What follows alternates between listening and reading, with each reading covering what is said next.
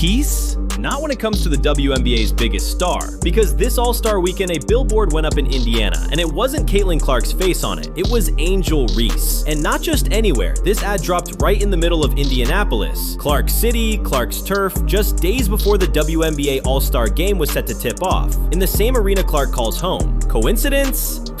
Please. The timing, the location, the tone, it was all by design, and it raised eyebrows everywhere. Angel Reese strutted into All-Star weekend like the main event. She walked in as if the spotlight was hers to claim, like the stage had been waiting just for her. But when the curtains lifted, the lights were dim, the fans had left, and the show already over. Because here's the twist. She actually believed she could recreate Caitlin Clark's magic. Not with dominant play, not with raw star power, but by doing something far more calculated. Standing close enough to the fire to look like she was glowing too. Angel's playbook wasn't about outperforming Clark, it wasn't even about competing. It was about orbiting close enough to soak in the shine, hoping proximity could pass for power. But greatness doesn't rub off just because you stand next to it. And that's exactly where this whole thing fell apart. This wasn't an ad campaign, it was a mirror held up to desperation. Because deep down, this was never about building something new. It was about borrowing someone else's moments and hoping nobody noticed. Let's be real, Angel wasn't lifting herself, she was dragging Clark's name into every corner of her campaign. Post after post, caption after caption, I'm in your city, walk in your trap. It didn't feel clever, it felt forced. Like she knew her own spotlight wasn't enough. She needed Caitlin Clark's orbit to catch fire, and then the injury happened. Caitlin Clark, the WNBA's ticket-selling machine, sidelined with a groin issue just before the All-Star break. Gone. No warm-ups, no shoot-around, just a seat on the bench in street clothes. Suddenly, the league's biggest weekend didn't have its biggest star, and you could feel it. That one injury,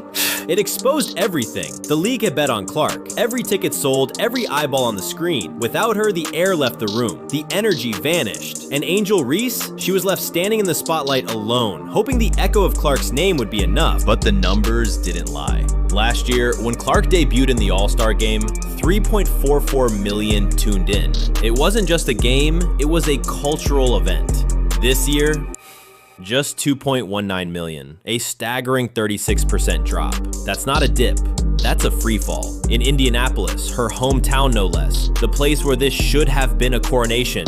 Instead, it was a collapse. Angel Reese had set the stage. Reebok rolled out her first signature shoe, Angel Reese 1, in 2 colorways, Diamond Dust and My Bounds. Ads flooded the city, billboards lit up downtown, and the entire campaign hinged on one thing: Clark being there. The whole plan was to debut the shoe during All-Star weekend, knowing the attention Clark draws would turn that spotlight toward Reese's product. But you can't orbit a star that isn't there. Reese had no backup plan, no built-in fan base ready to go to war for her shoe, no must-see moments on the courts. She bet everything on Clark being present, and lost it all when Clark didn't show up. And fans noticed, critics noticed, even Reebok noticed. The whole vibe of Reese's campaign was off. It wasn't bold, it was brash. Not empowering, just opportunistic. When the star you're trying to piggyback off doesn't play, your plan falls apart. And that's exactly what happened. The WNBA tried to spin it. They pointed to viewership being up from 2023, but that's not the comparison that matters. The real benchmark is 2024, when Clark was in the game. And that's where the drop-off looks brutal. You want another number? The get-in ticket price for the 2025 All-Star game, it dropped 48%, from $121 down to just $64. That's a collapse you can't ignore. And while Reese posted victory captions, walking through Indy like she owned the city, fans weren't buying it. Walk in your trap, take up your trap, please. There was no trap, no battle. Just a campaign waged in the absence of a rival. It's hard. And then there were the shoes. The launch came and went with barely a ripple. Some fans even joked there were more photographers than buyers. Reebok went all in and got nothing back. Compare that to Caitlin Clark's Nike Kobe 5 Protro drop. Sold out in 60 seconds. Resale prices soared past $600. And this is before her official signature shoe even hits shelves in 2026. Why? Because Clark's fans aren't casual buyers. They're invested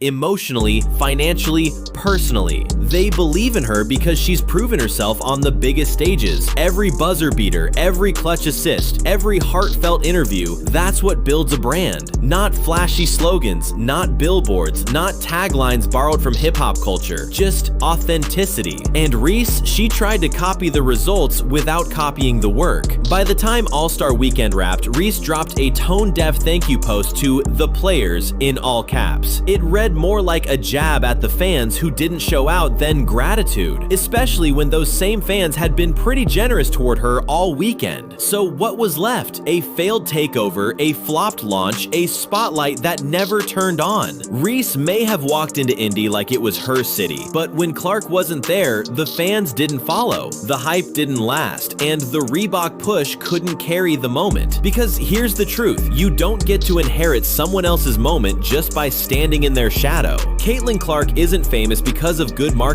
She's marketed well because she's great. There's a difference. And this weekend proved that. No Caitlin, no spark, no surge, no headlines worth remembering. Angel Reese tried to fill the gap, but the gap was too wide. Because at the end of the day, fans can tell the difference between the real deal and someone faking the shine. You can't buy stardom, you can't campaign your way into being beloved, and you definitely can't take over a city that was never yours to begin with.